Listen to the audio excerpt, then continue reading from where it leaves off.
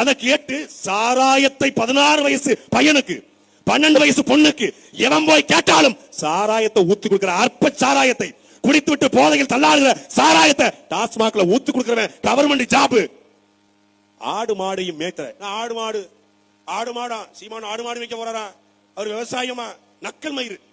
ஞாயிற்றுக்கிழமை போயிட்டு நல்ல கறியா போடுங்க, எலும்பு வேண்டாம், ஒரு கறியை மட்டும் போடுங்க. சூரட்டி இருக்கா? என் பொண்டாட்டி மாசமா இருக்கா, சூரட்டி வேணும், ரத்தத்தை அதிகரிக்கணும், சூரட்டி கொஞ்சம் ஈரல் மட்டும் கொஞ்சம் கொடுங்க, பிள்ளைக்கு ரொம்ப பிடிக்கும் ஈரல். கொஞ்சம் இந்த மாங்காய், இந்த குடல், இந்த குந்தாணி அதெல்லாம் வைங்க, அதெல்லாம் கொஞ்சம் வைங்க. கொஞ்சம் தனிக்கறி ஒரு 1.5 கிலோ, எலும்பு கறி ஒரு 1/2 கிலோ, சூப் வச்சு நல்லா நெஞ்சு சளியை போக்கணும். நாங்க ஆடு மாடு மேய்ச்சல் அவமானம் அல்ல, அது வருமானம். சீமான் நீங்க நல்லா கறியா கொடுங்க. ஸ்டாலின் வீட்டுல ஆடு வைக்கிறார்ல கறி வாங்குறதுக்கு. தமிழ்நாட்டினுடைய ஆட்டுக்கறியின் தேவை 1 லட்சம் கோடி. சென்னை உள்ளிட்ட பல்வேறு மாவட்டங்களுக்கு ஆந்திராவிலிருந்து ஆடு வருது. ஆடு இல்ல. தமிழ்நாட்டுடைய பால் தேவை கிட்டத்தட்ட 1 லட்சம் கோடி. பால், வெண்ணெய், நெய், பட்டரு, பன்னீர் எல்லாம் வேணும். நல்ல கெட்டி தயிரா போட்டாதான் நல்ல வெங்காயம் வச்சு சாப்பிட நல்லா இருக்கும்.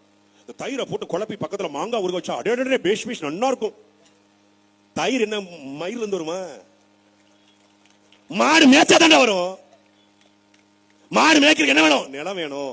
நிலத்துல புல்லு வேணும். புல்லு முளைக்கணும், தண்ணி வேணும். தண்ணி வேணும் என்ன வேணும்? நீர் நிலைகள் வேணும்.